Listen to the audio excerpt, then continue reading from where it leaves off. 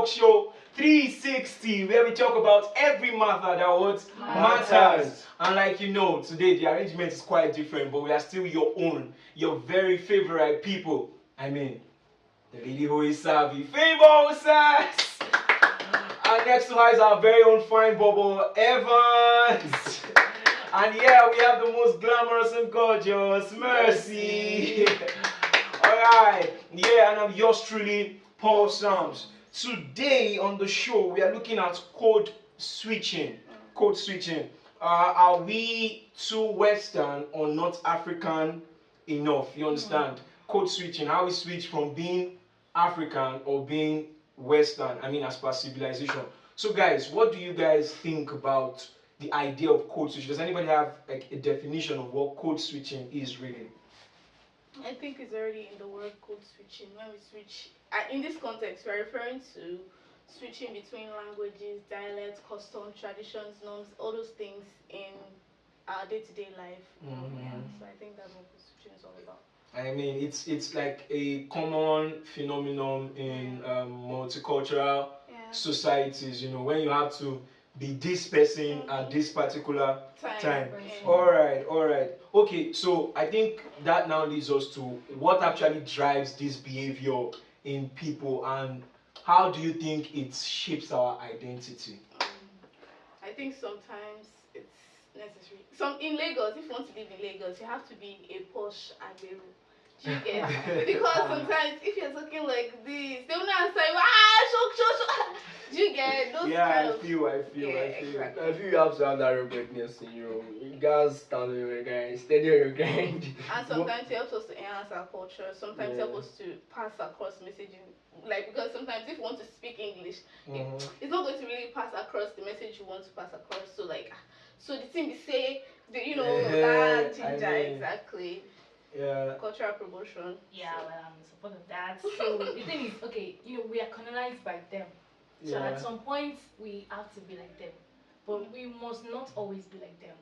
Okay, the thing is, okay, I am a Yoruba girl, and my fellow Yoruba girls, they find it difficult how should I, to say their language.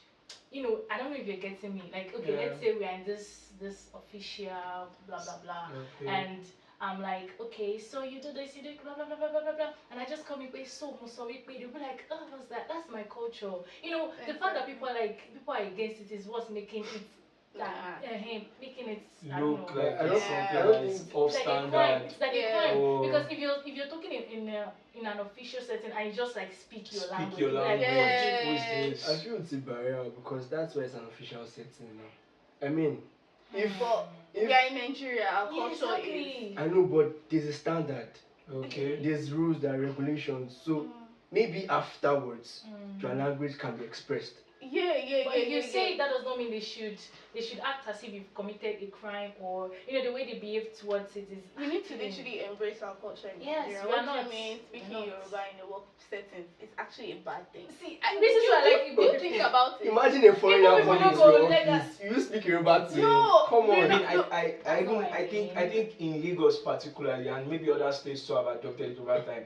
There was like this period where in government schools now, that's why I can say they made Wednesdays to be like days for like our culture, for representing our culture. Teachers get to come in their maybe native attire, and I think you are allowed to speak in your local dialect those Wednesdays. I don't know how long it lasted for. But then I don't know it's if the it's still you are allowed. We are in Nigeria. We're supposed to embrace our culture. Exactly. If you're Yoruba girl, show it. Igbo, show it. Also show it. And then you think these things also affect our identity, like we not knowing who we really are? Yeah, I think so. Because now I cannot speak my language. I'm sorry. I can't.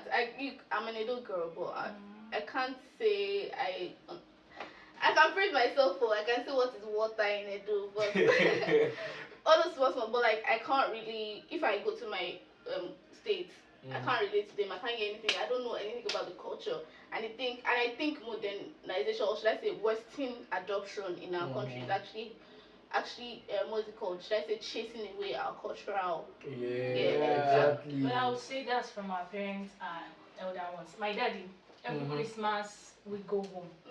Okay, it's not like it's always easy to go, but we go home. He I can't really speak my language. I'm a Yoruba girl, but I'm from Ilisha actually.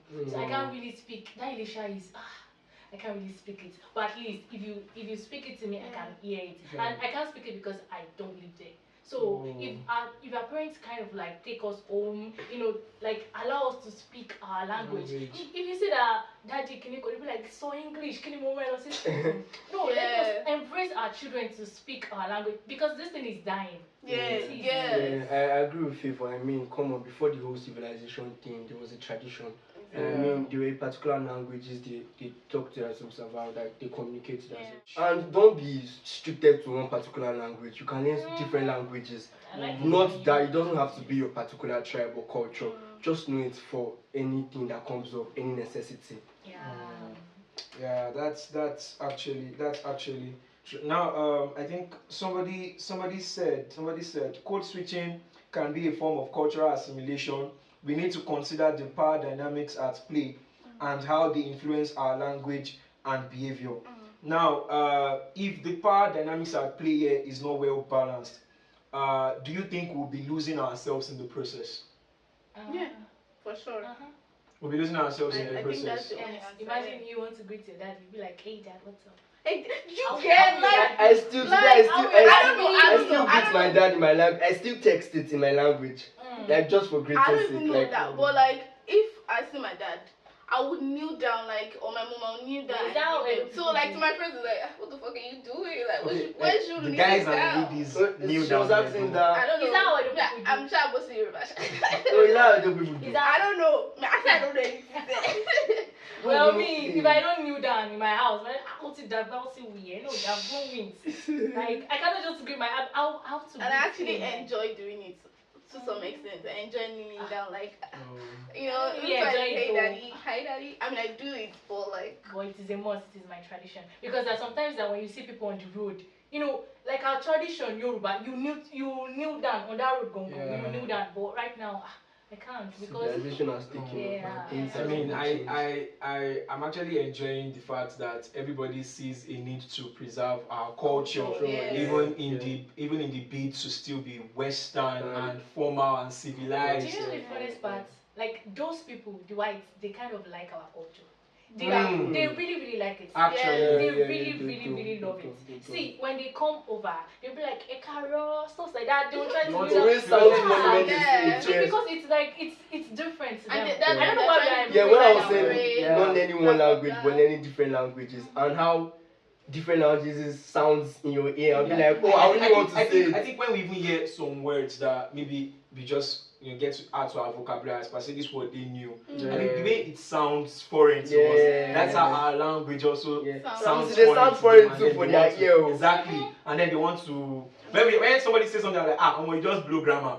I think it should be like that to them to like, I mean, this is strange. I want to hear this. Okay, but then let's I think this conversation shouldn't be all that long because I mean we're talking about how much of westernization should we take on and how much of our culture should we express, you understand? Okay, but then I want to say something. In Nigeria, I mean, a lot of cultures, it's all multifaceted. Do you think that code switching now, not even between Western culture and African culture, within Nigerian cultures, do you think tribalism influences code switching? Where, for instance, you know that an Hausa person will tell you, Kaimala na 15 naira colas price, and then you just speak Hausa to her, hey, no, we are taking up for 15 naira. You understand? And you understand. So now, when you are in that setting, do you think tribalism now, compels you to code switch between tribes and cultures within Nigeria, and sometimes adapt westernization just to disguise? Do you think? Yeah, I think so.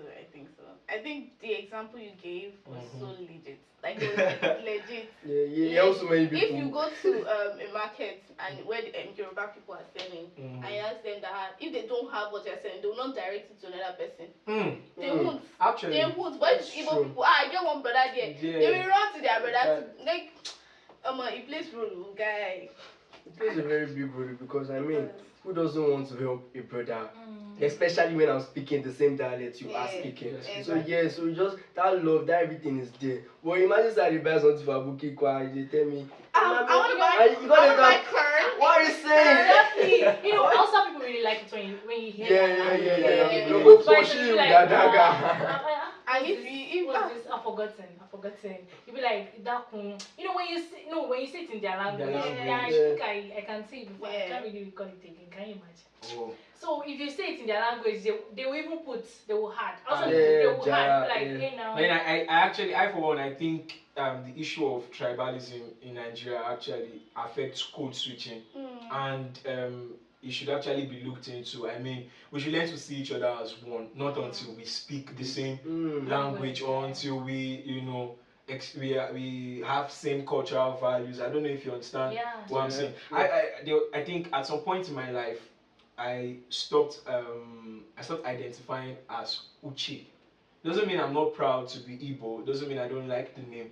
But then I understood the Nigerian society and I was like, okay, henceforth I'll be addressed as Paul. Now some people will be like, oh guy, I've been too Western and I think you're losing yourself because I mean, which one is the Iwalogun, Paul, sounds khaki, you are Uche, bro. You understand? So, but why I did it was because, and I mean, doing that, I've been able to fit into many spaces and have some relationship that I think if I had come out to them as Uche, I probably wouldn't have gotten what I have with them now. You know, people think I'm a Hebrew girl.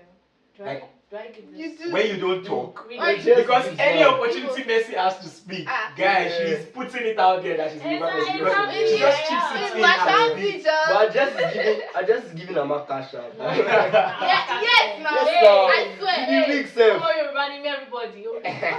Ajoke, yes. Do you know I never knew your Yoruba name until now? Ajoke.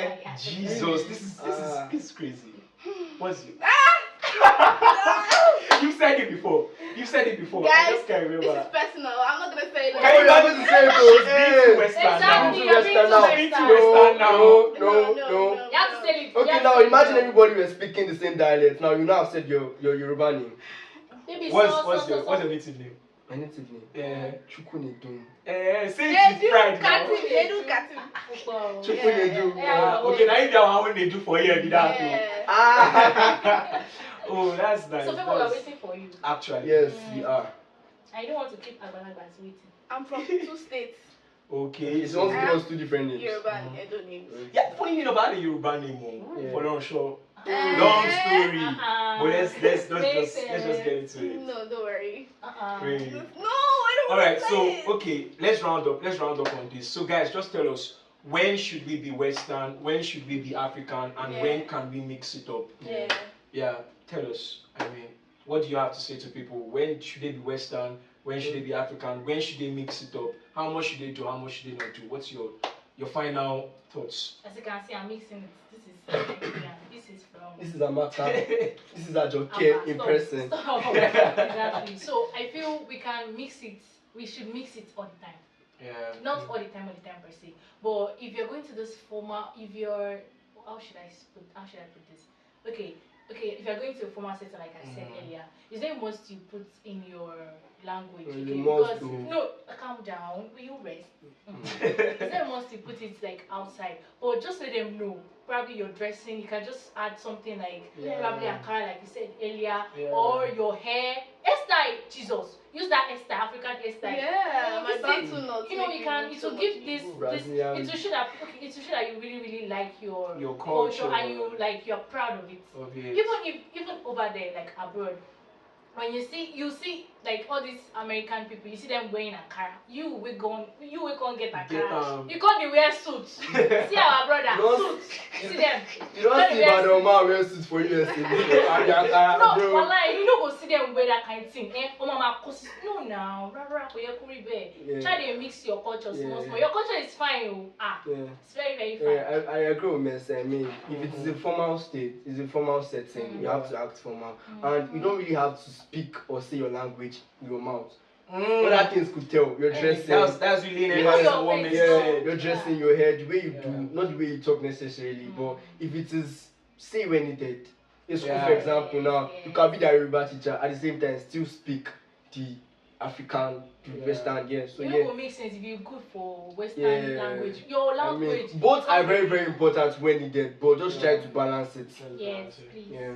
All right, so I think that will be all on code switching. It's quite, I don't know, it's between being a very serious topic and also being something very much casual. But then we thought to put it out here because I mean we see a lot of our celebrities sometimes on interviews, and then while they are talking they just switch into the pidgin language, or then they switch into their local dialect and stuff. And then we see them also give a touch of the African culture, even while they're at the Grammys and out there doing great things. And we thought to talk about it that code switching. Let us be careful not to be too Western or not African enough, so that we preserve our identity and we don't lose ourselves. So we try to balance it. Yes, sir. So fill us on what you think as usual. And until the next episode, guys, you know what it is. Stay jiggy. Speak where it matters.